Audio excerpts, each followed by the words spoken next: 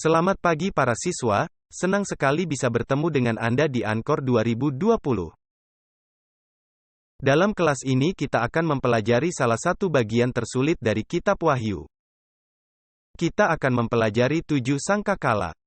Kelas ini tentu saja dimulai pada hari Senin dan akan berakhir pada hari Sabat. Kita belajar 4 jam sehari dan pada hari Jumat kami belajar 5 jam. Jadi ini akan menjadi sangat intensif tetapi kita akan memiliki waktu yang indah bersama. Saya ingin menyampaikan bahwa ada 40 siswa di kelas kami, dan mereka berasal dari 10 negara bagian dan 3 negara yang berbeda. Kami sangat senang Anda bisa datang ke Anchor tahun ini. Nah, sebelum kita masuk membahas ke dalam pelajaran, mari kita melihat daftar isinya. Di tangan Anda sudah ada catatan pelajaran untuk kelas ini. Ada hampir 400 halaman materi yang akan kita pelajari dalam kelas ini. Ada juga materi tambahan, yaitu sebuah artikel yang dimuat di majalah Ministry untuk bulan Januari tahun 2012, sebuah artikel yang ditulis oleh Angel Manuel Rodriguez. Judulnya adalah Masalah-masalah dalam penafsiran 7 sangkakala Kitab Wahyu. Dan pada dasarnya dalam artikel ini, Angel Manuel menyajikan 9 pandangan tentang 7 sangkakala dalam gereja Masehi Advent hari ke-7. Kami tidak mendapatkan izin untuk memasukkannya ke dalam buku panduan, catatan pelajaran. Tetapi Anda dapat membacanya, kami sudah menyalinnya agar Anda memiliki salinannya dan dapat membacanya. Jadi, mari kita lihat apa yang akan kita pelajari di kelas istimewa ini. Daftar isi ada di halaman 2, sebenarnya halaman 1 dari catatan pelajaran Anda. Jadi mari kita lihat kemana tujuan kita di kelas ini. Anda perhatikan pertama-tama bahwa kita akan membahas beberapa hal pengantar. Pandangan-pandangan yang berbeda dalam gereja Masehi Advent hari ke-7 dan dalam dunia Kristen tentang 7 sangkakala. Prinsip-prinsip apa yang mereka gunakan untuk menafsirkan sangkakala. Kemudian Anda akan melihat bahwa kita akan membahas sangkakala yang pertama, lalu sangkakala yang kedua. Sangkakala yang ketiga, sangkakala yang keempat, dan sangkakala yang kelima. Dan kemudian Anda akan melihat bahwa di bawah pasal 6, sangkakala kelima, Anda akan menemukan sebuah bagan yang menjelaskan Wahyu 12-22.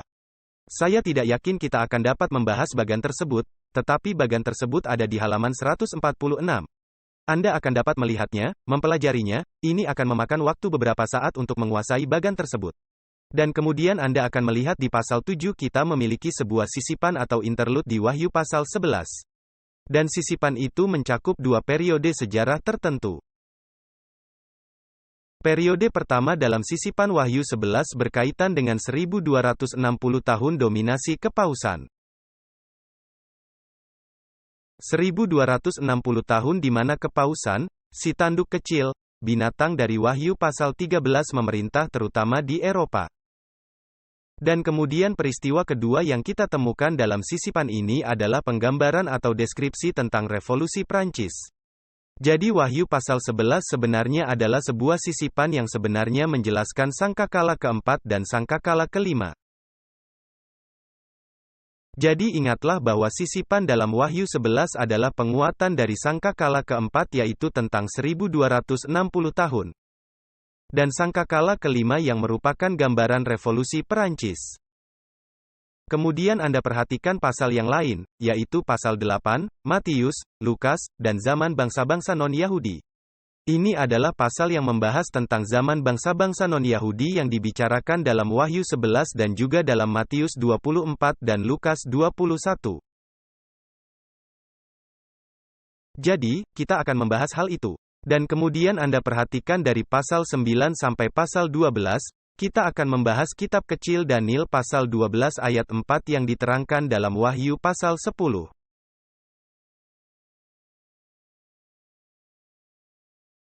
Anda akan melihat bahwa pasal 9 diberi judul kitab kecil yang dimeteraikan. Kita akan melihat apa saja isi dari kitab kecil yang dimeteraikan dari Daniel pasal 12 ayat 4. Kemudian kita akan melihat malaikat yang perkasa dari surga. Ini adalah pelajaran tentang sisipan kedua yang kita temukan setelah sangkakala kelima. Dan sisipan ini berhubungan dengan kitab kecil yang dibuka dalam Wahyu pasal 10. Kemudian kita akan melihat apa yang dimaksud dengan mengukur bait suci Allah, yang ada di Wahyu pasal 11 ayat 1. yang sebenarnya termasuk dalam pasal 10 dan kita akan mempelajari poin khusus itu. Kemudian kita mempelajari Daniel 10 dan kitab kecil. Kita mungkin tidak akan dapat mempelajari pasal ini karena kita tidak memiliki cukup waktu untuk membahas semua yang ada dalam catatan pelajaran. Tetapi dalam Daniel pasal 10, tentang buku kecil, saya harap Anda membaca pasal itu. Banyaknya sekitar 20 halaman dan berisikan banyak materi yang sangat penting. Kemudian Anda akan melihat pasal berikutnya yang akan kita pelajari adalah pasal 13, kita akan membahas tentang sangkakala ke-6. Kita akan membutuhkan waktu yang cukup lama untuk mempelajari sangkakala ke-6, ada banyak materi di sana. Dan kemudian kita akan mempelajari sangkakala ke-7. Anda juga akan melihat dari pasal 15 sampai 18 bahwa ada beberapa poin tambahan. Anda akan melihat dalam pasal 15 judulnya adalah pernikahan, perjamuan kawin, dan memiliki kerajaan. Kita akan melihat adat istiadat pernikahan di dalam Alkitab dan di zaman dahulu. Dan kita akan melihat bahwa perkawinan Yesus adalah sama dengan peristiwa ketika Yesus menerima kerajaannya. Dan kemudian Anda perhatikan bahwa pasal berikutnya membahas tentang pemeriksaan terhadap rakyat kerajaan, ini berkaitan dengan penghakiman investigasi. Kemudian ada hal-hal yang berkaitan dengan struktur sastra atau penulisan. Ini adalah sebuah tinjauan yang mendetail tentang bagaimana Wahyu pasal 8, 9, 10, dan 11 dan 12 disusun. Dan kemudian pasal 18 yang membahas tentang pandangan-pandangan dan isu-isu dalam mempelajari sangkakala.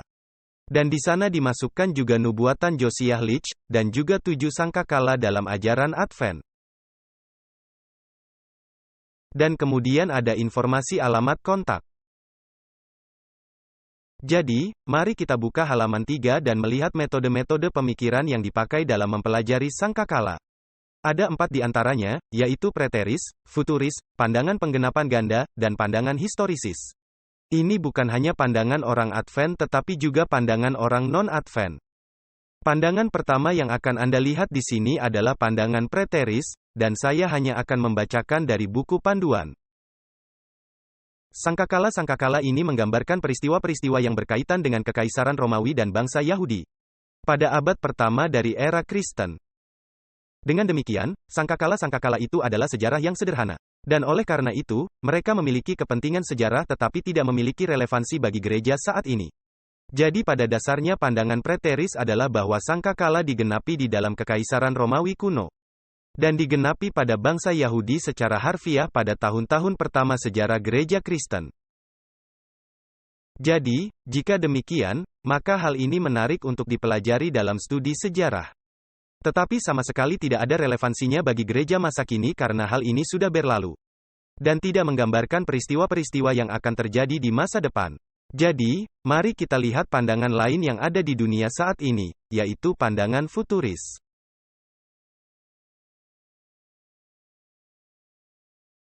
Yang pada dasarnya adalah pandangan yang mengajarkan bahwa ketujuh sangkakala itu menggambarkan peristiwa-peristiwa yang akan menimpa umat manusia setelah pengangkatan gereja. Ini adalah pandangan yang terutama untuk yang berada di luar gereja Masehi Advent hari ke-7. Saya tidak mengenal seorang pun di dalam gereja Advent yang mengajarkan bahwa sangkakala akan jatuh setelah pengangkatan jemaat. Saya tidak tahu ada orang Advent yang percaya pada pengangkatan rahasia. Jadi pada dasarnya sangkakala ini menggambarkan peristiwa-peristiwa yang akan terjadi setelah gereja diangkat ke surga. Penghakiman yang mengerikan yang akan ditimpakan oleh Allah kepada umat manusia. Yang berarti bahwa ketujuh sangkakala tidak ada relevansinya dengan gereja, karena gereja akan lenyap. Jadi, jika gereja akan lenyap pada saat pengangkatan, mengapa kita harus mempelajari sangkakala? Mereka tidak memiliki relevansi bagi kita. Kemudian kita memiliki pandangan lain, yaitu pandangan penggenapan ganda, dan di sini ada beberapa orang Advent yang ada di kelompok ini. Pada dasarnya, ini adalah ide bahwa sangkakala memiliki penggenapan ganda. Ya, Anda dapat menerapkan historisme dan mengatakan bahwa sangkakala-sangkakala itu memiliki penggenapan di masa lalu. Tetapi mereka akan memiliki penggenapan harfiah lainnya di masa depan. Dan beberapa orang Advent mengatakan bahwa penggenapan sangkakala di masa depan akan terjadi sebelum akhir masa percobaan. Orang-orang Advent lainnya mengatakan bahwa ketujuh sangkakala akan terjadi setelah penutupan masa percobaan di masa depan. Dan akhirnya, di halaman 4, Anda akan menemukan pandangan yang saya yakini sebagai pandangan yang benar. Penafsiran historis dari sangkakala. Pada dasarnya, apa yang diajarkan oleh pandangan ini adalah bahwa penglihatan pendahuluan dari sangkakala menggambarkan titik awal dan akhir dari seluruh rangkaian. Titik awal yang akan kita perhatikan adalah hari Pentakosta. Ketika Yesus memulai pelayanan perantaraannya di mezbah ukupan dari emas di bilik suci di bait suci surgawi setelah kenaikannya ke surga. Kemudian seri ini akan berakhir ketika Yesus meletakkan pedupaan. Dan dia berhenti menjadi pengantara bagi umat manusia dan dia mengambil alih kerajaan dunia. Jadi dengan kata lain, penglihatan pendahuluan memiliki titik awal dan titik akhir dari ketujuh sangkakala. Penglihatan ini merangkum kedua hal tersebut dan sangkakala adalah peristiwa di antara bagian pendahuluan, yaitu perantaraan Yesus dan ketika Yesus mengambil alih kerajaan dunia. Jadi bagi para ahli sejarah yang murni, sangkakala tidak memiliki aplikasi ganda. Sangkakala memiliki satu aplikasi yang dimulai sejak zaman para rasul dan berakhir ketika Yesus mengambil alih kerajaan-kerajaan dunia. Sekarang mari kita masuk ke subjudul Historicis Principles, prinsip-prinsip kesejarahan. Dari semua bagian dalam kitab Wahyu, rangkaian 7 sangkakala adalah bagian yang paling sulit untuk dipahami. Dan saya harus mengakui bahwa selama bertahun-tahun, saya menghindar untuk mengajar tentang ketujuh sangkakala. Karena saya melihat ketujuh sangkakala melalui sudut pandang penafsiran Uriah Smith tentang sangkakala. Dan sejujurnya, hal itu tidak masuk akal bagi saya. Bahkan, saya ingat betul bahwa berkali-kali saya mengajar seminar kitab Wahyu, seminar Wahyu yang terbatas. Dan itu adalah pelajaran 23 dan judul pelajaran 23 adalah sangkakala memberitahukan keruntuhan Roma. Saya selalu melewatkan pelajaran itu. Saya berpindah dari pelajaran 22 ke pelajaran 24 karena pelajaran itu sangat panjang. Dan semua penafsiran simbolisme sama sekali tidak masuk akal. Kemudian beberapa tahun yang lalu, sebenarnya bertahun-tahun yang lalu, ketika saya melayani sebagai gembala sidang di Fresno Central Church, saya memutuskan bahwa kami akan mempelajari kitab Wahyu secara kronologis. Dan tentu saja hal itu mengharuskan saya untuk duduk dan mempelajari sangkakala. Karena jika Anda ingin mempelajari kitab Wahyu, Anda tidak bisa mengatakan, baik kita akan melewatkan bagian sangkakala. Jadi saya terpaksa duduk dan mempelajari sendiri ketujuh sangkakala itu. Dengan menerapkan prinsip-prinsip yang sama seperti yang kita terapkan pada setiap bagian lain dari kitab Wahyu. Dan catatan pelajaran yang Anda miliki adalah hasil dari pembelajaran pribadi saya atas teks kitab suci.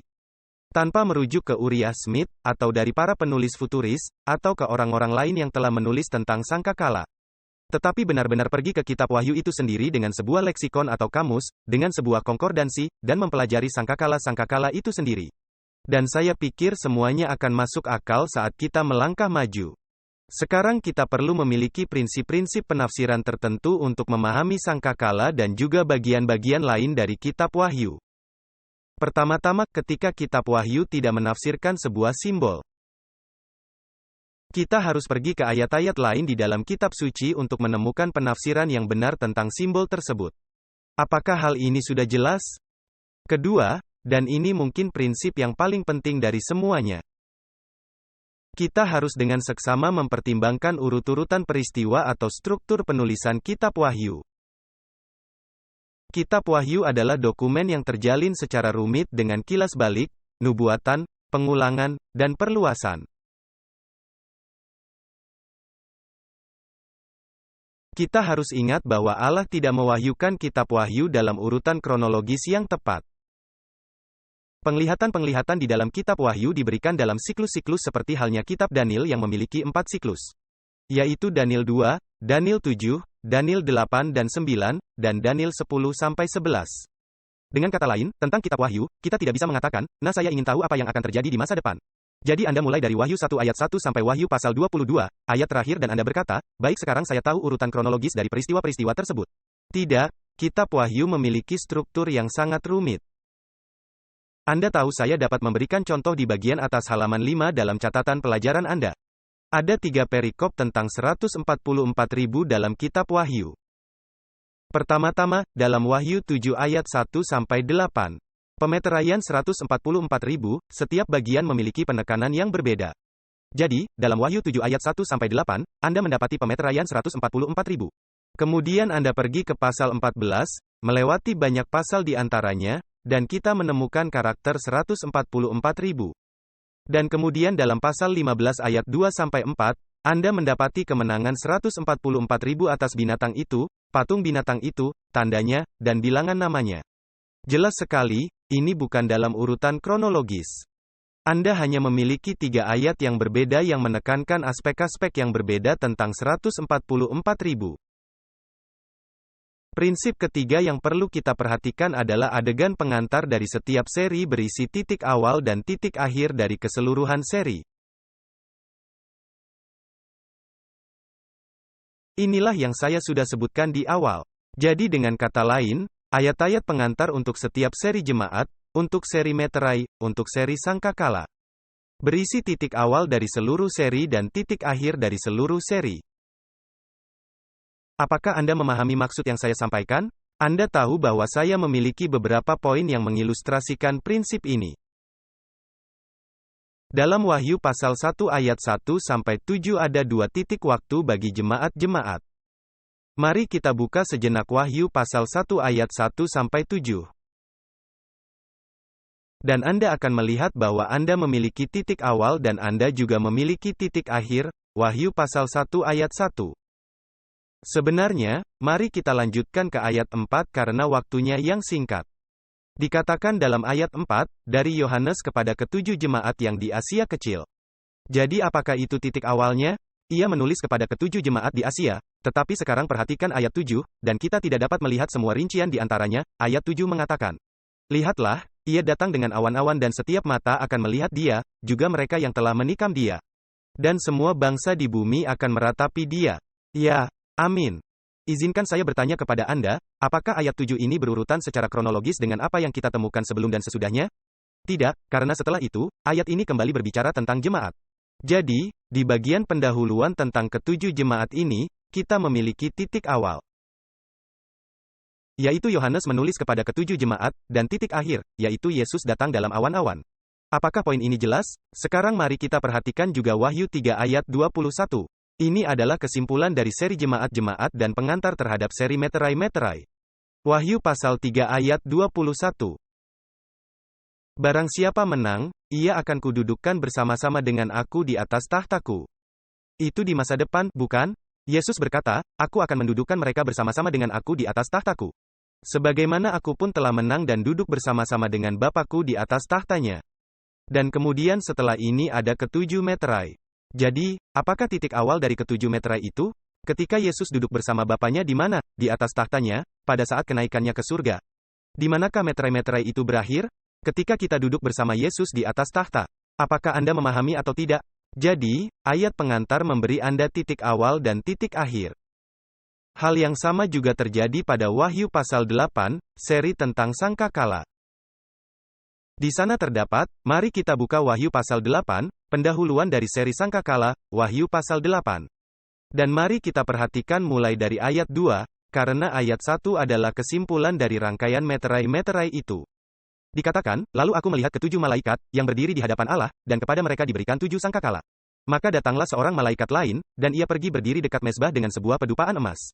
Dan kepadanya diberikan banyak kemenyan untuk dipersembahkannya bersama-sama dengan doa semua orang kudus di atas mezbah emas di hadapan tahta itu. Maka naiklah asap kemenyan bersama-sama dengan doa orang-orang kudus itu dari tangan malaikat itu ke hadapan Allah. Kapankah pekerjaan mencampur dupa dengan doa-doa umat Allah dimulai? Kapankah proses itu dimulai? Pada hari Pentakosta, ketika Yesus memulai pekerjaan pengantaraannya di bilik kudus, bukan? Tetapi sekarang perhatikan ada perubahan adegan, ayat 5.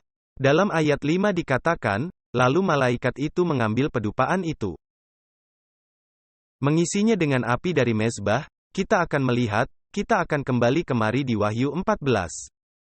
Dari mezbah, dan apa yang dia lakukan dengan pedupaan itu sekarang? Dia tidak lagi menjadi perantara dengan pedupaan itu, apa yang dia lakukan? Dan melemparkannya ke bumi. Maka meledaklah bunyi guruh, disertai halilintar dan gempa bumi. Itu melambangkan berakhirnya perantaraan. Kita akan mempelajarinya nanti dalam seri ini, ketika kita membahas Yehezkiel pasal 10. Di mana ia berbicara tentang mengambil pedupaan dan melemparkannya ke Yerusalem, itu berarti Yerusalem sekarang akan dihukum. Jadi, Apakah Anda memahami hal ini? Sangat penting untuk memahami bahwa penglihatan pengantar memberi Anda titik awal dan titik akhir dari seri ini. Dan kemudian jika Anda melanjutkan ke halaman 5, Wahyu 11 ayat 15-19 berisi kesimpulan dari sangkakala-sangkakala itu. Ringkasan dari sisa dari kitab Wahyu dan pengantar ke bagian berikutnya. Anda mengatakan, bagaimana bisa demikian? Baiklah, mari kita pergi ke Wahyu pasal 11, Wahyu pasal 11. Dan mari kita baca ayat 15-17 ini adalah malaikat ketujuh yang meniup sangkakala ketujuh, sangkakala ketujuh. Lalu malaikat yang ketujuh meniup sangkakalanya, dan terdengarlah suara-suara nyaring di dalam sorga, katanya, pemerintahan atas dunia dipegang oleh Tuhan kita dan Dia yang diurapinya, dan Ia akan memerintah sebagai Raja sampai selama-lamanya. Dan ke-24 tua-tua, yang duduk di hadapan Allah di atas tahta mereka, tersungkur dan menyembah Allah. Sambil berkata, kami mengucap syukur kepadamu, ya Tuhan, Allah, yang Maha Kuasa, yang ada dan yang sudah ada. Karena Engkau telah memangku kuasamu yang besar dan telah mulai memerintah sebagai Raja. Disitulah sangkakala ketujuh berakhir. Sekarang, rangkaian sangkakala berakhir di ayat 17. Sekarang Anda berkata, bagaimana dengan ayat 18? Beberapa orang membuat kesalahan dengan berpikir bahwa Wahyu pasal 11 ayat 18 mengikuti apa yang ada di ayat sebelumnya. Bukan itu yang terjadi. Yang terjadi adalah Wahyu 18 sekarang akan memberikan ringkasan dari sisa kitab Wahyu. Anda berkata, bagaimana Anda tahu itu? Baiklah, mari kita baca pernyataan yang menarik dari Ellen White. Lihatlah wanita sederhana ini memahami akan hal ini. Bagaimana dia bisa memahami semua detail kecil yang rumit ini? Tebakan yang beruntung, bukan? Tidak, dia diilhami, saudara-saudara, karena itulah dia tahu. Kita akan melihat detail demi detail dalam seri Sangkakala di mana Ellen White sangat tepat sasaran dalam penafsirannya. Mari kita baca pernyataan ini yang kita temukan dalam buku Early Writings, halaman 36. Anda akan melihat bahwa ini membawa Anda kembali. Lalu saya melihat, Yesus tidak akan meninggalkan bilik Maha Kudus hingga setiap kasus sudah diputuskan entah untuk diselamatkan maupun untuk dibinasakan. Dan bahwa murka Allah tidak akan datang. Apakah murka Allah yang akan datang itu? Itu adalah 7 malapetaka, bukan? Murka Allah tidak akan datang sebelum Yesus telah, menyelesaikan pekerjaannya di bilik Maha Kudus. Melepas jubah imamnya dan mengenakan jubah pembalasannya. Itu adalah akhir dari masa percobaan, bukan? Kemudian dikatakan, lalu Yesus melangkah keluar dari antara Bapa dan manusia. Dan Allah tidak akan berdiam diri lebih lama lagi, melainkan mencurahkan murkanya ke atas mereka yang telah menolak kebenarannya. Itu terjadi setelah berakhirnya masa percobaan, yaitu dicurahkannya 7 malapetaka terakhir. Tetapi kemudian perhatikan apa yang dikatakan Ellen White, saya melihat bahwa kemarahan bangsa-bangsa, murka Allah, dan saatnya untuk menghakimi orang mati itu, terpisah dan berbeda, yang satu mengikuti yang lain. Apakah Anda menangkap gambarannya? Juga Mikhael masih belum berdiri, dan masa kesukaran seperti yang belum pernah ada, belum dimulai. Bangsa-bangsa sekarang menjadi marah. Izinkan saya bertanya, apakah itu terjadi sebelum atau sesudah penutupan masa percobaan? Sebelumnya, bukan? Sekarang di mana kita menemukan ungkapan, bangsa-bangsa menjadi marah? Di ayat 18, bukan? Jadi dia mengatakan bangsa-bangsa sekarang menjadi marah. Dan di situ dikatakan bangsa-bangsa menjadi marah, dia tidak hanya menjelaskan bahwa bangsa-bangsa marah satu sama lain. Bangsa-bangsa menjadi marah pada akhirnya, mereka akan marah terhadap umat Allah. Dan ketahuilah ungkapan, bangsa-bangsa menjadi marah, dijelaskan dalam Wahyu pasal 12 sampai pasal 14. Disitulah kemarahan bangsa-bangsa digambarkan. Kemudian dia melanjutkan, bangsa-bangsa sekarang menjadi marah, tetapi ketika imam besar kita telah menyelesaikan pekerjaannya di bait suci. Dia akan berdiri, mengenakan pakaian pembalasan, kemudian ke-7 malapetaka terakhir akan dicurahkan. Jadi perhatikan rangkuman dari 5 keadaan kronologis, 5 bagian kronologis dari Wahyu 11 ayat 18.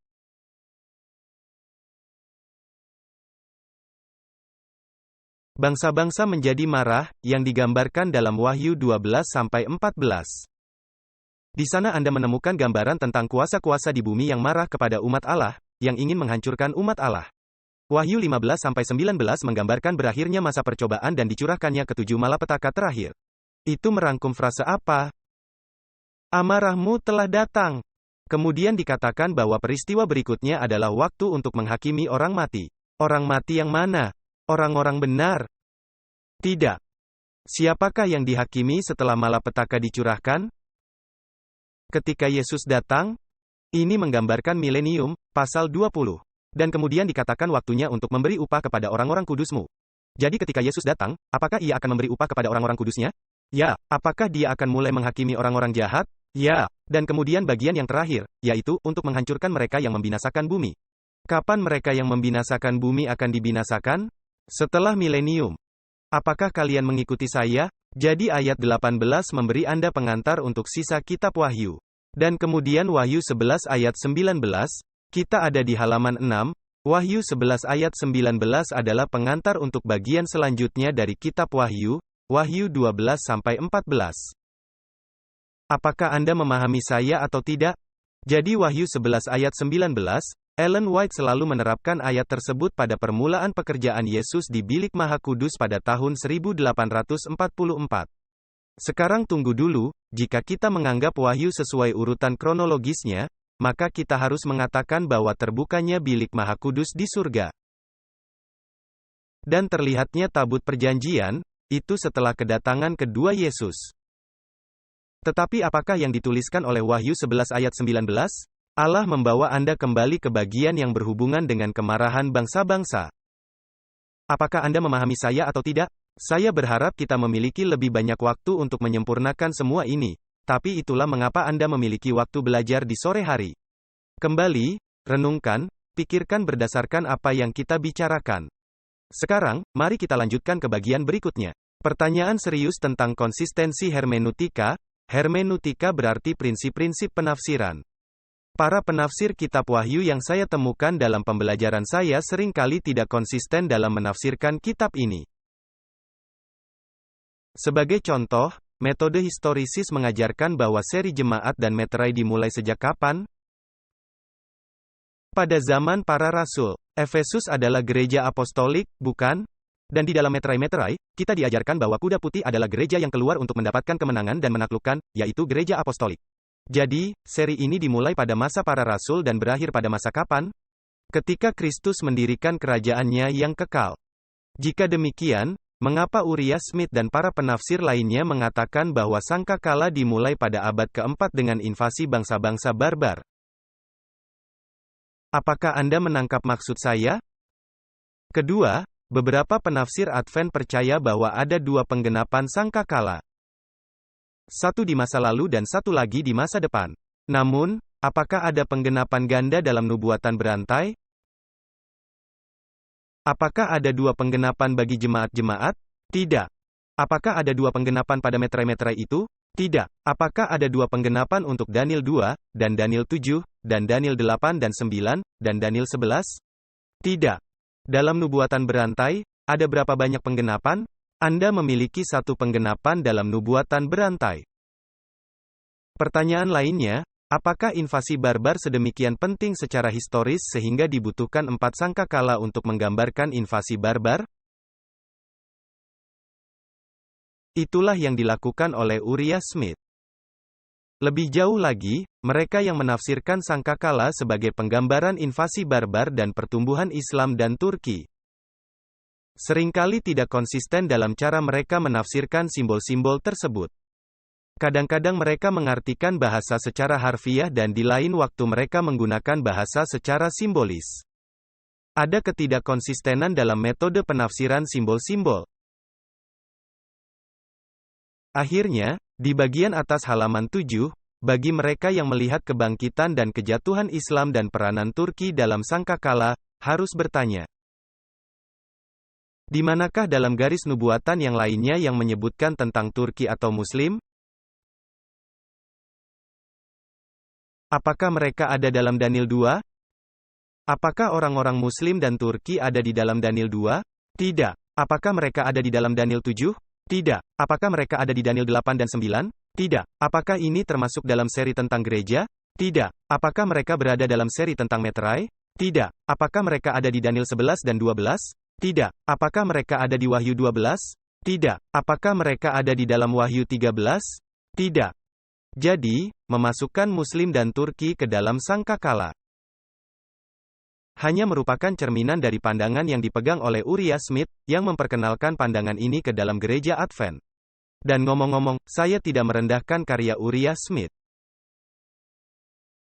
Anda dapat membaca komentar-komentarnya. Tafsirannya tentang Daniel dan Wahyu sangat bagus. Tetapi ia tidak memiliki semua penjelasan tentang sangkakala.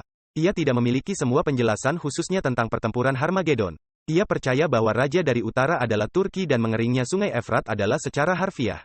Saya pikir dia salah dalam menafsirkan Daniel 11, Wahyu pasal 16. Tapi itu tidak berarti semua yang ditulisnya tidak bisa dipercaya. Ellen White menganjurkan agar buku-bukunya dibaca, jadi saya hanya menyebutkan kesulitan-kesulitan yang kita alami dengan penafsirannya yang khusus tentang sangkakala. Sekarang kita berada di halaman 7, pengantar kepada sangkakala. Kita mulai dengan mengajukan pertanyaan yang sangat penting. Apakah kita harus memahami sangkakala dari sudut pandang futuris atau dari sudut pandang historisis? Teologi Masehi Advent hari ke-7 secara tradisional telah menafsirkan jemaat-jemaat, meterai-meterai, dan sangkakala dari sudut pandang historisis. Namun, belakangan ini ada kecenderungan di antara beberapa penafsir Masehi Advent hari ke-7 untuk menafsirkan sangkakala dari sudut pandang futuris. Dan mungkin orang yang paling mempopulerkan hal ini adalah Marvin Moore yang selama bertahun-tahun. Saya tidak tahu apakah dia masih bekerja saat ini, tapi pernah menjadi editor Science of the Times. Mengenai sangkakala seperti yang telah saya sebutkan di awal pagi ini. Ada dua aliran pemikiran futuris di dalam gereja Masehi Advent hari ke-7 saat ini. Satu aliran melihat penggenapan sangkakala terjadi pada masa pasca penghukuman, yaitu setelah pintu kasihan ditutup. Pemikiran yang lain melihat penggenapannya terjadi di masa depan dari zaman kita, tetapi terjadi pada masa percobaan, sebelum masa percobaan berakhir. Marvin Moore termasuk dalam kelompok kedua, yang percaya bahwa sangkakala akan digenapi sesaat sebelum masa percobaan berakhir. Saya percaya bahwa pemikiran futuris melakukan dua kesalahan dalam penafsiran mereka tentang sangkakala. Pertama, mereka seringkali mengartikan bahasa simbolis secara harfiah. Mereka berbicara tentang meteorit dan jatuh dari langit secara harfiah, dan asteroid yang jatuh ke bumi. Tetapi ketika Alkitab berbicara tentang bintang jatuh, Anda perlu melihat bagaimana Alkitab menafsirkan bintang jatuh itu. Bukan hanya berpikir bahwa itu adalah meteorit atau asteroid. Kita harus membiarkan Alkitab menafsirkan simbol-simbolnya sendiri. Jadi, pertama, mereka seringkali mengartikan bahasa simbolis secara harfiah. Dan kedua, mereka gagal menyelidiki dengan serius pengaturan penulisan kitab Wahyu. Anda lihat, struktur penulisan kitab Wahyu adalah kerangka yang menyatukan seluruh kitab ini. Dan jika kita tidak memiliki kerangka, maka kita seperti ubur-ubur yang bergerak ke sana kemari, ke segala arah. Banyak ahli, ini adalah poin yang penting. Banyak ahli telah menyimpulkan bahwa kitab Wahyu mengikuti urutan dari bait suci Ibrani. Dengan kata lain, itu terstruktur seputar bait suci Ibrani. Dalam rangkaian ketujuh jemaat, Yesus sedang berjalan di mana? Di antara ketujuh kaki Dian. Dalam seri tentang meterai-meterai, Yesus telah pindah kemana? Ke meja roti sajian. Nah, jika Anda ingin mengetahui lebih banyak tentang hal itu, Anda harus mempelajari seri yang saya buat tentang meterai. Ada 2 jilid catatan pelajaran tentang meterai. Dalam seri tentang sangkakala, di manakah Yesus melayani? Kita baru saja membacanya beberapa saat yang lalu, di Mezbah Ukupan. Dan dalam Wahyu 11 ayat 19, Yesus bergerak kemana? Dia pindah ke tempat tabut perjanjian berada. Jadi ada urutan. Sebenarnya kitab Wahyu dimulai di pasal 1 dengan pengorbanan Kristus, dengan kematian Kristus. Dia telah menebus kita melalui darahnya. Ia telah mati, namun ia hidup. Jadi, hal ini sebenarnya dimulai dengan pekerjaannya di bumi. Kemudian ada kaki Dian, kemudian ada meja roti sajian, kemudian ada mezbah ukupan. Kemudian terbukanya bilik Maha Kudus. Dan kemudian Anda akan melihat di paragraf berikutnya, kemudian di pasal 15 ayat 5-8, pelayanan bait suci ditutup. Bait suci dipenuhi dengan asap. Tidak seorang pun dapat masuk, karena perantaraan Kristus telah berakhir. Dan kemudian dalam Wahyu 16-19 terdapat penjelasan tentang 7 malapetaka terakhir. Pasal 20 tentang upacara kambing Azazel. Dan di pasal 21 dan 22, Anda melihat tentang langit yang baru dan bumi yang baru. Apakah kitab Wahyu memiliki struktur bait suci? Tentu saja ada. Itu mengikuti urutan bait suci. Jadi jika Anda mengeluarkan sangkakala dan meletakkannya di masa depan, apa yang akan terjadi? Struktur bait suci dalam kitab Wahyu terputus. Jadi Anda harus menyadari bahwa sangkakala itu sesuai dengan periode waktu tertentu, yaitu periode perantaraan Kristus di tempat kudus. Apakah hal ini sudah jelas? Jadi, mengeluarkan sangkakala dari konteksnya yang sah dan memasukkannya ke masa depan akan menghancurkan kesimetrisan bait suci yang indah dari kitab ini. Jika kalian ingin mendapatkan lebih banyak keterangan tentang kesimetrisan bait suci di kitab Wahyu, ada di buku God Curse oleh C. Mervyn Maxwell, dosen saya di seminari. Anda akan menemukan penjelasan yang indah tentang simetri bait suci dari kitab Wahyu.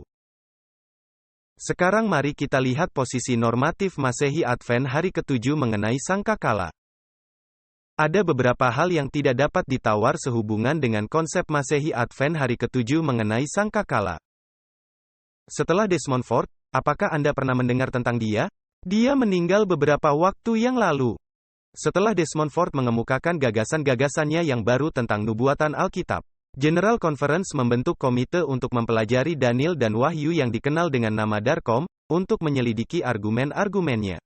Hasilnya adalah penerbitan 7 jilid mengenai berbagai isu yang berkaitan dengan bait suci dan nubuatan Alkitab. Saya sarankan agar Anda mendapatkan ke-7 seri ini, yang tersedia di Biblical Research Institute of the General Conference. Semua itu merupakan dukungan yang sangat kuat bagi pandangan Masehi Advent hari ke-7 tentang bait suci dan nubuatan Alkitab. Maksud saya, mereka menjawab setiap keberatan yang diajukan oleh Desmond Ford dan secara umum diajukan oleh golongan evangelikal Protestan. Mengenai 7 sangkakala, melanjutkan dari halaman 8, mengenai 7 sangkakala, Darkom memberikan penjelasan sebagai berikut. Ini adalah penjelasan resmi yang diberikan mengenai sangkakala oleh komite ini. Saat ini, Masehi Advent hari ke-7 hampir berdiri sendiri sebagai eksponen dari metode historisis. Karena kelompok-kelompok non-Katolik pada umumnya telah meninggalkan pendekatan ini dan memilih salah satu dari 2 metode yang disebutkan di atas, yaitu preterisme dan futurisme. Komite Daniel dan Wahyu ingin mengkonfirmasi kepada gereja dunia, validitas pendekatan historisis ke kedua kitab apokaliptis ini. Komite ini berpendapat bahwa inilah satu-satunya metode yang sehat untuk dipakai. Jadi gereja Advent dengan tegas menguraikan pandangan historisisme. Dilanjutkan, komite melihatnya sebagai satu-satunya metode yang tepat untuk digunakan. Para perintis kita tidak mengikuti dongeng-dongeng yang dikarang secara licik ketika mereka menyelidiki dan memberitakan kebenaran nubuatan-nubuatan ini. Mereka telah mewariskan kepada kita suatu warisan yang kaya, meskipun tidak memberikan penafsiran yang pasti tentang sangkakala. Komite ini telah menetapkan parameter-parameter yang harus diikuti dalam mempelajari sangkakala di Gereja Masehi Advent hari ke-7. Mereka mencapai 3 kesimpulan dan inilah kesimpulan itu. Struktur penulisan membagi kitab Wahyu ke dalam 2 bagian besar,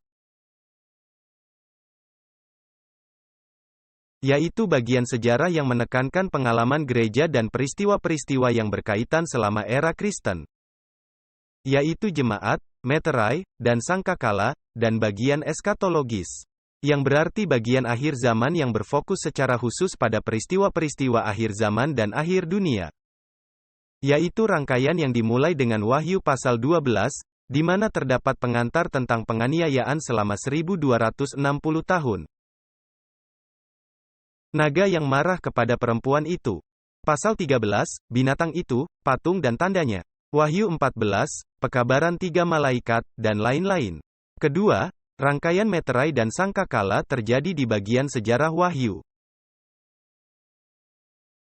Sebagai konsekuensinya, kita harus mencari penggenapannya di mana? Di dalam waktu sejarah, bukan di akhir zaman. Kecuali pada 2 atau 3 sangkakala terakhir. Dan akhirnya, nubuatan tentang meterai dan sangkakala hanya memiliki apa? Satu penggenapan simbolis dalam perjalanan sejarah.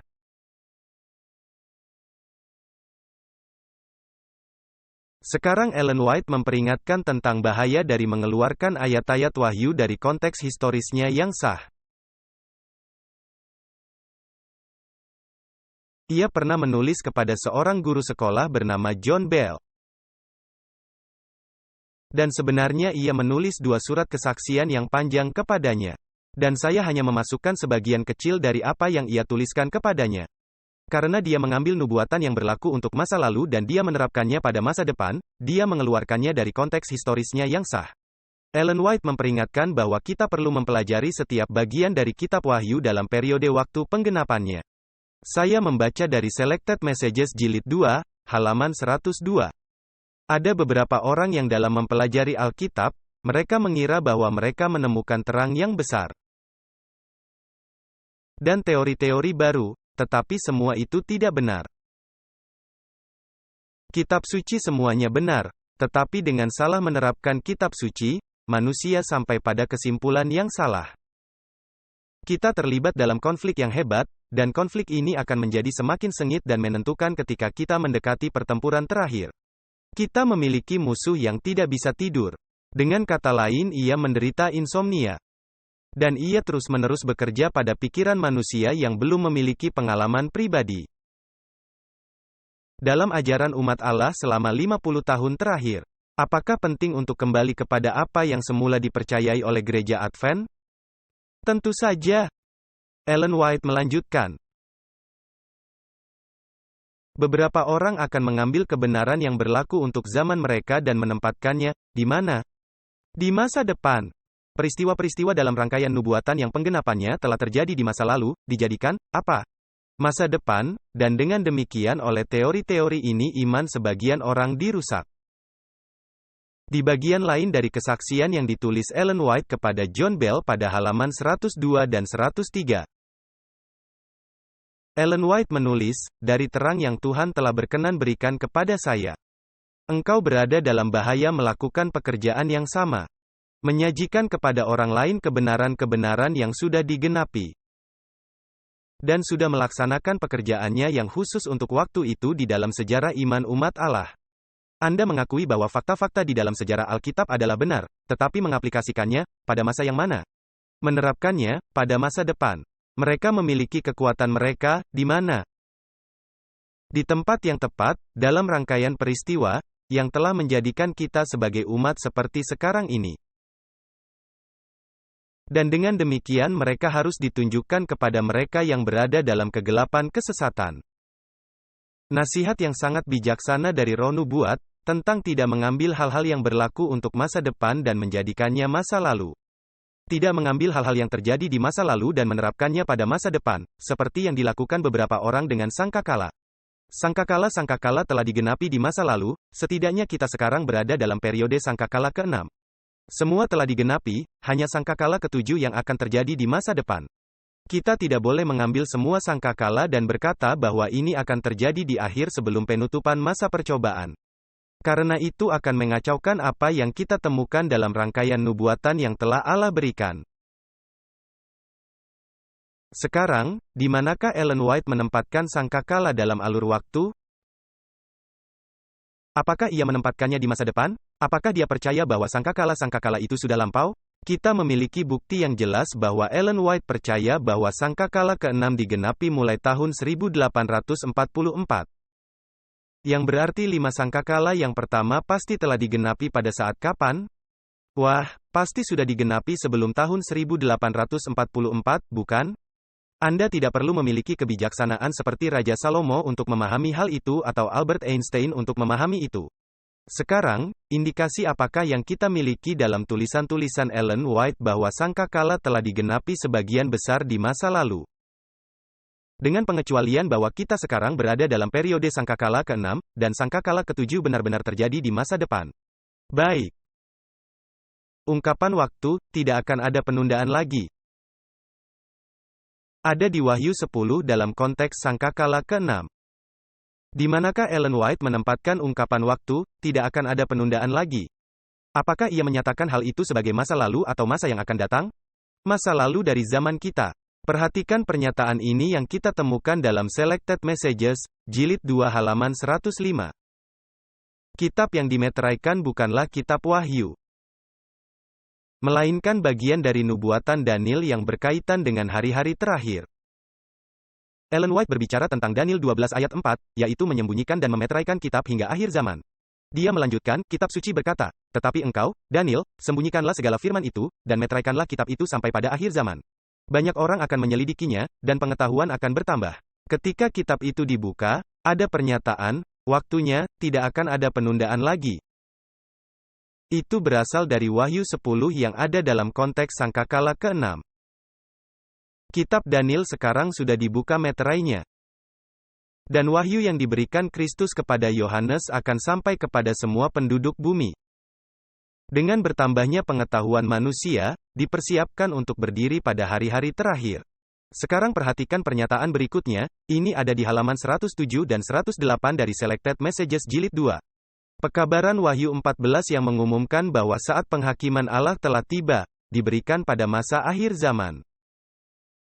Dan malaikat Wahyu 10 digambarkan dengan satu kaki di laut dan satu kakinya di darat.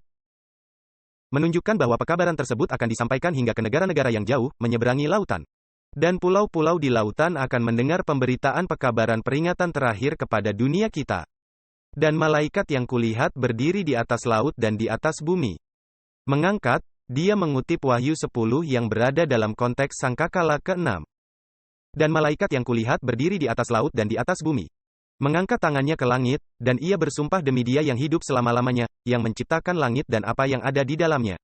Dan bumi dan apa yang ada di dalamnya, dan laut dan apa yang ada di dalamnya, bahwa tidak akan ada waktu lagi.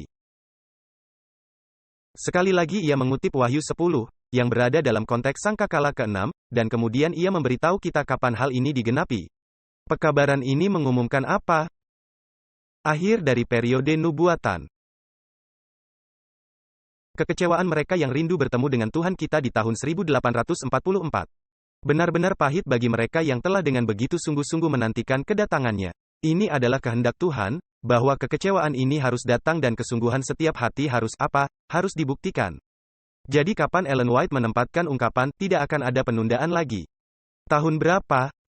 1844. Jadi, apakah kita memproyeksikan sangkakala ke-6 ke masa depan? Tidak. Sangkakala ke-6 yang dijelaskan Ellen White adalah dalam konteks Wahyu 10, di masa lampau, pada tahun 1844. Tolong diingat, bahwa ketujuh guru yang disebutkan dalam Wahyu 10, ketujuh guru, maaf kita tidak punya waktu untuk membicarakan tujuh guru sekarang. Kita akan membicarakannya nanti di kelas ini. Tetapi, Ellen White berbicara tentang ketujuh guru yang juga ada di Wahyu 10 dalam konteks sangkakala yang ke-6. Terang istimewa yang diberikan kepada Yohanes yang dinyatakan di dalam ketujuh guru adalah penggambaran peristiwa-peristiwa yang akan terjadi di bawah pekabaran malaikat yang pertama dan yang kedua. Bukanlah yang terbaik bagi orang-orang untuk mengetahui hal-hal ini, karena iman mereka perlu diuji. Sesuai rancangan Allah, kebenaran-kebenaran yang paling mengagumkan dan lebih lanjut akan dikabarkan. Pekabaran malaikat yang pertama dan kedua akan diberitakan. Tetapi tidak ada terang lebih lanjut yang akan diungkapkan sebelum pekabaran-pekabaran ini menyelesaikan tugas khususnya. Hal ini dilambangkan dengan malaikat yang berdiri dengan satu kaki di atas laut, menyatakan dengan sumpah yang sangat hikmat bahwa tidak akan ada penundaan lagi. Ellen White merujuk ke Wahyu. Banyak frasa berbeda yang ada di Wahyu 10, sangkakala ke-6. Dia mengakhiri pernyataannya dengan mengatakan ini. Waktu ini, yang dinyatakan oleh malaikat dengan sumpah yang sangat hikmat, yaitu, tidak akan ada penundaan lagi. Bukanlah waktu akhir dari sejarah dunia ini, juga bukan akhir masa percobaan, melainkan waktu nubuatan, yang akan mendahului kedatangan Tuhan kita. Artinya, manusia tidak akan mendapat pekabaran yang lain tentang waktu nubuatan yang ditetapkan. Setelah periode waktu ini, yang menjangkau dari tahun 1842 hingga 1844, tidak akan ada lagi penelusuran yang pasti tentang waktu nubuatan. Apakah sudah jelas? Jadi, Wahyu 10 ada dalam konteks sangkakala ke-6. Jadi, kapan sangkakala ke-6 mulai digenapi? Sangkakala itu mulai digenapi pada tahun 1844. Kapan kita mendengar ketujuh guru? Kita akan mendapatkan bahwa ketujuh guru adalah peristiwa-peristiwa yang terjadi antara tahun 1842 dan 1844. Jadi jelaslah, bahwa sangkakala ke-6 dimulai di masa lampau dan terus berlanjut seperti yang akan kita lihat sampai sekarang. Kita tidak dapat mengeluarkan ini dan mengatakan, tidak, ini terjadi tepat sebelum penutupan masa percobaan di akhir zaman atau setelah penutupan masa percobaan. Itu akan membuatnya sama sekali tidak masuk akal. Anda juga ingat kitab yang pahit manis dalam Wahyu 10 yang ada dalam konteks sangkakala ke-6. Anda ingat, yang manis di mulut tetapi pahit di perut. Kepada apakah Ellen White menerapkan apa yang ditemukan dalam Wahyu 10 dalam konteks sangkakala ke-6? Perhatikan pernyataan berikutnya yang kita temukan di bagian bawah halaman 11. Ini dari Life Sketches halaman 189. Umat Allah yang menanti-nantikan telah mendekati saat di mana dengan penuh harap, mereka mengharapkan bahwa sukacita mereka akan disempurnakan dengan kedatangan Juru Selamat. Itu tahun 1844. Namun, waktu kembali berlalu tanpa ditandai oleh kedatangan Yesus. Kefanaan masih melekat pada kita. Akibat dari kutuk ada di sekeliling kita. Sulit untuk memikul beban hidup yang berat yang kami pikir telah ditetapkan selamanya. Apa yang pahit? Kekecewaan yang pahit menimpa kawanan kecil yang imannya begitu kuat dan pengharapannya begitu tinggi. Tetapi kami heran karena kami merasa sedemikian bebas dalam Tuhan dan kami ditopang begitu kuat oleh kekuatan dan kasih karunia-Nya. Kapankah kekecewaan yang pahit itu terjadi? Kapan itu terjadi? Apakah itu suatu peristiwa yang akan terjadi tepat sebelum masa percobaan berakhir atau setelah masa percobaan berakhir? Sama sekali tidak. Ini terjadi ketika sangkakala ke-6 dimulai. Karena Wahyu pasal 10 ada dalam konteks sangkakala ke-6. Apakah kalian memahaminya? Nah, Ellen White juga menempatkan 1260 hari dan 42 bulan, yang terdapat dalam Wahyu 11, yang juga ada dalam konteks sangkakala ke-6. Ia menempatkan peristiwa-peristiwa itu dalam konteks sangkakala ke-6. Ellen White memahami bahwa kepausan yang menggenapi 1260 hari dan 42 bulan dalam Wahyu 11 yang adalah sisipan di sangkakala ke-6. Dia percaya bahwa peristiwa-peristiwa ini, 1260 hari dan 42 bulan terjadi dari tahun 538 sampai 1798. Dan, bahwa bagian kedua dari Wahyu 11 digenapi pada saat Revolusi Perancis. Dan Wahyu 11 ada dalam konteks sangkakala ke-6. Marvin Moore dan yang lainnya meyakini bahwa kita harus menerapkan kembali simbol 42 bulan dan 1260 hari. Dan menafsirkannya kembali sebagai waktu yang literal di masa mendatang. Akan tetapi, Ellen White secara eksplisit menulis bahwa 42 bulan mencakup periode yang sama dengan 1260 hari, dan bahwa kedua periode itu berlaku untuk periode supremasi kepausan selama zaman kegelapan. Ia juga melakukan analisis ayat demi ayat terhadap Wahyu 11, dan menafsirkannya dari sudut pandang historisisme sebagai Revolusi Prancis. Apakah kalian memahaminya atau tidak? Itu peristiwa lampau. Mari kita membaca suatu pernyataan khusus saat ini. Ini dari buku Kemenangan Akhir, halaman 439. Periode yang disebutkan di sini, 42 bulan dan 1260 hari, adalah sama. Sama-sama melambangkan waktu di mana Gereja Kristus harus menderita penindasan dari Roma. 1260 tahun kejayaan dari kepausan, yang dimulai pada tahun 538 dan dengan demikian itu akan berakhir pada tahun 1798. Jadi Wahyu pasal 11 ketika menyebutkan 1260 hari dan 42 bulan. Apakah itu menggambarkan peristiwa-peristiwa lampau? Ya, Ellen White melanjutkan, pada waktu itu tentara Prancis memasuki Roma dan menjadikan Paus sebagai seorang tawanan dan Paus meninggal di pengasingan.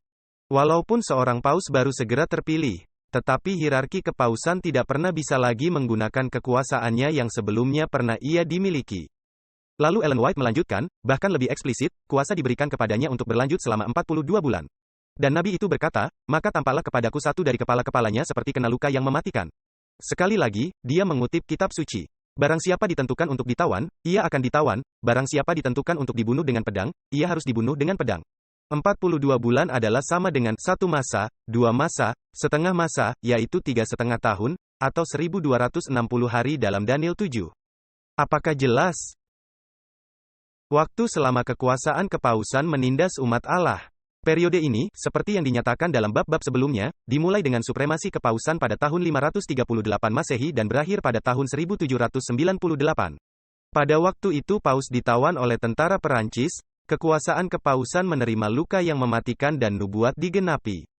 Barang siapa ditentukan untuk ditawan, ia akan ditawan. Jadi, Ellen White menempatkan Wahyu 10 dan 11 yang ada dalam konteks sangkakala ke-6 sebagai yang sudah dimulai di masa lampau. Yaitu peristiwa-peristiwa pada tahun 1844, dan juga peristiwa-peristiwa yang terjadi selama 1260 tahun saat supremasi kepausan serta revolusi Prancis. Nah, akhirnya Ellen White menerapkan pengukuran bait suci yang juga ada di Wahyu 11, yang sebenarnya merupakan bagian dari Wahyu pasal 10. Tetapi ini ada dalam Wahyu pasal 11 ayat 1. Pengukuran bait suci dari Wahyu 11 ayat 1 yang ada dalam konteks sangkakala ke-6. Ellen White menerapkan hal itu kepada apa yang dimulai pada tahun 1844. Sekali lagi ia menerapkan sangkakala ke-6 ke masa lampau. Saya membacakan ini dengan cepat. Penghakiman besar sedang berlangsung dan telah berlangsung selama beberapa waktu. Sekarang Tuhan berkata, ukurlah bait suci Allah dan mereka yang beribadah di dalamnya. Ingatlah, bila engkau sedang berjalan melakukan pekerjaanmu, Allah sedang mengukurmu. Bila engkau sedang mengerjakan tugas-tugas rumah tanggamu, bila engkau sedang terlibat dalam percakapan, Allah sedang mengukurmu. Dengan kata lain, dia sedang menghakimimu. Ingatlah bahwa kata-kata dan tindakanmu sedang didaguerreotype atau difoto. Itu adalah kata dalam bahasa Inggris kuno yang berarti difoto. Difoto di dalam kitab-kitab di surga, seperti seorang seniman mencetak gambar wajah di atas lempengan yang terpols.